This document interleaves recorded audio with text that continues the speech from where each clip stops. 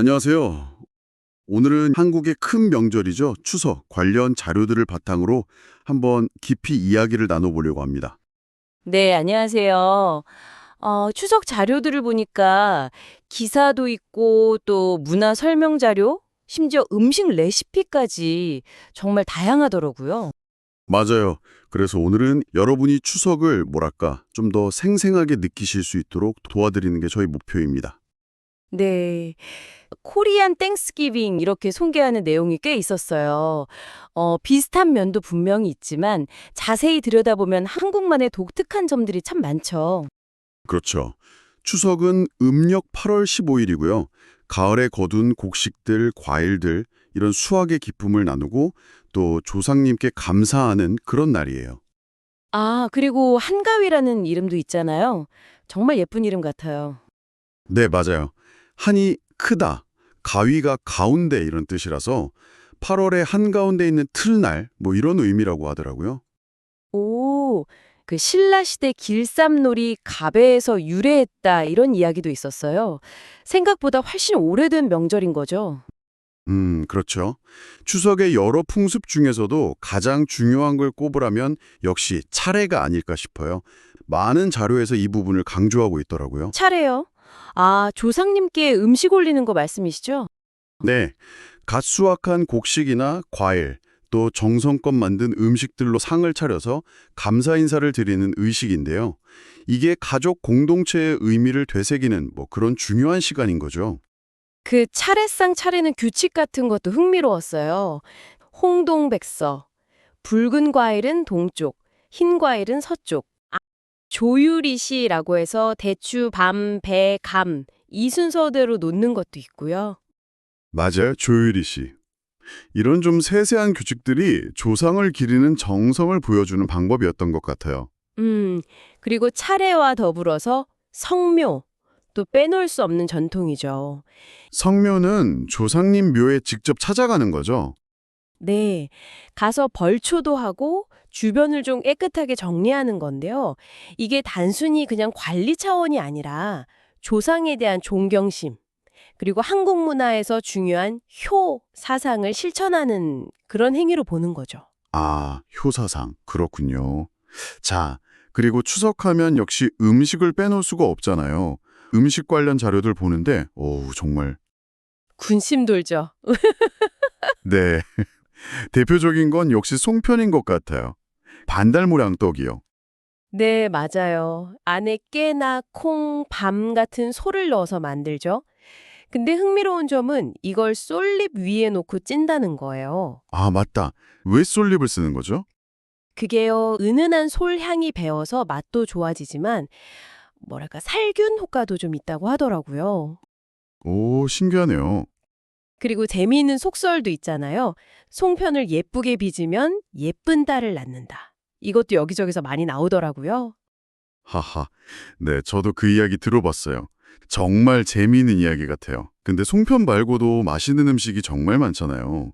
종류별로 전 부치는 거, 호박전, 동태전. 아, 전 진짜 많죠. 그리고 알록달록한 잡채도 꼭 있어야 하고 또 푸짐하게 갈비찜 같은 것도 많이 하고요. 맞아요. 갈비찜. 이런 음식들을 온 가족이 다 같이 모여서 준비하고 또 그걸 나눠 먹는 그 과정 자체가 추석의 아주 큰 즐거움으로. 그렇죠. 그게 바로 명절의 맛이죠. 먹는 즐거움 많더니나 놀이 문화도 아주 풍성했어요, 예전에는. 놀이요? 아, 강강술래 같은 거요? 네. 특히 강강술래는 유네스코 인류 무형문화유산으로도 등재됐다는 점. 밝은 보름달 아래서 여성분들이 손잡고 이렇게 빙글빙글 돌면서 춤추고 노래하는 모습, 상상만 해도 참 아름다운 것 같아요. 네. 근데 이게 임진왜란 때 우리 군사가 많아 보이게 하려는 어떤 군사적인 위장술에서 시작됐다는 설도 있더라고요. 그게 참 흥미로웠어요. 오, 정말요? 그건 처음 들어봤어요. 신기하네요. 그리고 또 씨름도 빼놓을 수 없죠. 한국 전통 레슬링. 그쵸. 씨름대회. 명절 때 TV로 많이 중계해주잖아요. 맞아요. 자, 그런데 이런 전통적인 모습 외에도 현대의 추석은 또 다른 풍경들이 있잖아요. 네, 그렇죠. 가장 대표적인 게 아마 민족 대이동이라는 표현일 거예요. 정말 어마어마하더라고요. 고향 내려가는 사람들이. 그래서 그 교통체증, 아주 극심한 교통체증은 이제 뭐 추석에 빼놓을 수 없는 일부처럼 여겨지는 것 같기도 하고요. 네, 연례 행사죠, 거의. 선물 문화도 굉장히 활발하다는 점이 눈에 띄었어요. 과일이나 한우 세트 이런 것도 있지만 스팸이나 참치 같은 가공식품 세트가 엄청 인기라고. 맞아요. 저도 그거 보고 좀 놀랐어요. 시대 변화를 보여주는 단면인 것 같아요. 음. 근데 또 한편으로는 명절 준비 때문에 힘든 거, 이른바 명절 증후군 이야기도 있었어요. 네, 맞아요. 그래서인지 요즘에는 차례를 좀 간소하게 지내거나 아니면 아예 가족끼리 여행을 가는 식으로 추석을 보내는 방식이 점점 다양해지고 있다는. 변화가 있군요. 그럼에도 불구하고 쭉 종합해 보면 추석이 가지는 어떤 핵심적인 가치는 여전히 중요하게 생각하는 것 같아요. 네, 어떤 걸까요? 역시 바쁜 일상에서 좀 벗어나서 가족들이 함께 시간을 보내고 또 조상에 대한 감사를 다시 한번 생각하고 그리고 한국 특유의 그 따뜻한 정, 이걸 나누는 시간이라는 점이요. 아, 맞아요. 그 더도 말고 덜도 말고 한가위만 같아라는 속담이 딱 그 마음을 보여주는 것 같아요. 1년 중에 가장 풍요롭고 즐거운 날이니까 늘 이날만 같았으면 좋겠다 이런 뜻이잖아요. 그렇죠.